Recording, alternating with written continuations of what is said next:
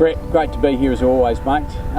Tell me, you've done a lot in the meat industry, and meat quality means a lot to you and your clients, doesn't it?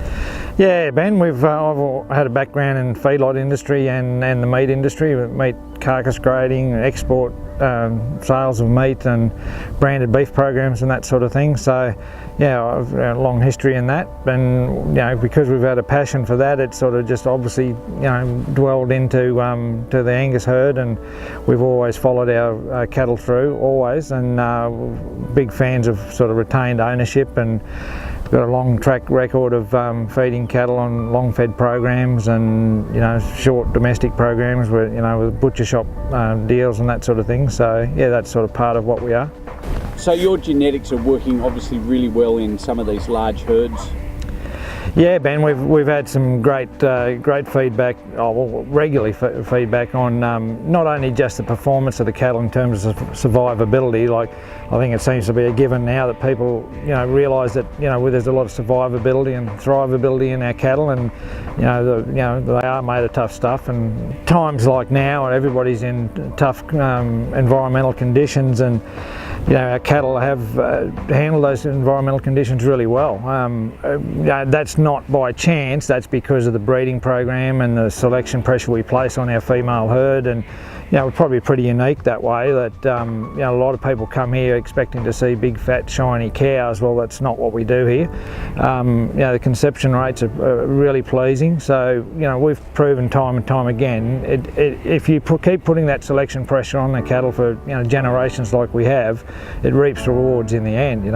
So that's one part of the picture, and then the second part, so that's really crucial, but the second part of the picture is you've got to have these cattle that can survive and thrive, but they've also got to have carcass quality with retained ownership and carcass feedback. We know that our herd has got a lot of inherent marbling in the herd.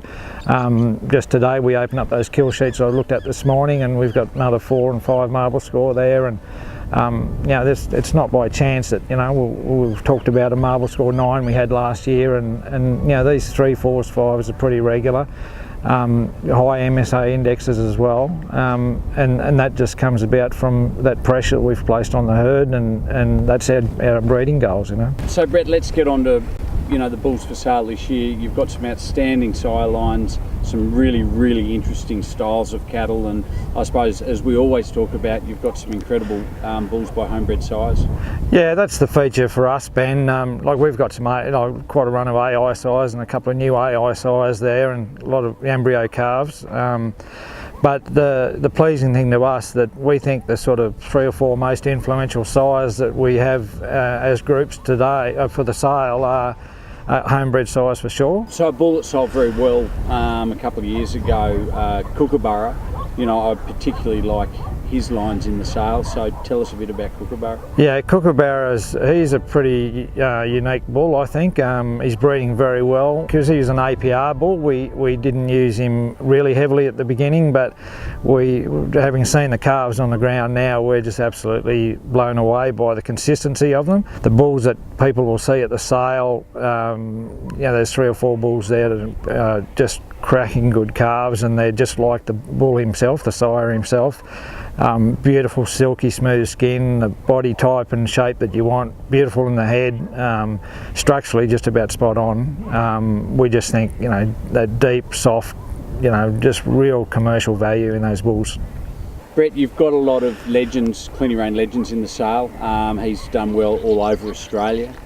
So it's good to have a few sons by him. Yeah, I think there'll be at least 10 in the sale, Ben. The feedback we've been getting elsewhere, Bongongo, Drossen, a lot of really good herds have used him, had great results. So we're really comfortable with that. We think that the whole flush itself was very successful, and they've sold really well.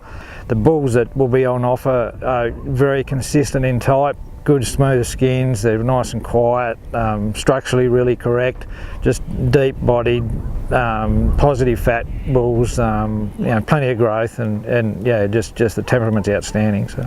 And another sire line that we really like is Kingpin, a bull sold at the same time as Kookaburra, wasn't he? Yeah, the same year, Ben. He went up to Comet, sold for pretty good money at the time, but he's a Braveheart of Stern's son, but he's just got that thickness and depth of body that Braveheart's got, but he's just got this beautiful silky smooth skin and you know, deep and wide, really good heads, really attractive cattle, and you know, there's a number of bulls in the sale that, you know, they'll stand out. There's one in particular, 369. I just think he's something really good. So yeah, very happy with the way he's breeding as well.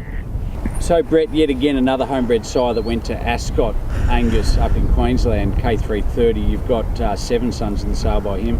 Yeah, Ben, and they're mostly yearling bulls. Like all bulls, you learn how to mate them as you go along, and he is a bull that, like particularly these drop of yearlings, they just look really, really good. We're very excited about them. Out of a couple of really good young donor females, they've got the length and style that K330 had himself, but they've just got that added dimension of volume and depth of body as well. So we're pretty happy with them, and I think they'll attract a lot of interest at the sale as a genuine group of young yearling bulls. Well, Brett, I hope it gets a bit greener by sale day, mate, and for all your clients, but congratulations on a great lineup of cattle. Thanks very much, Ben. Good to see you again.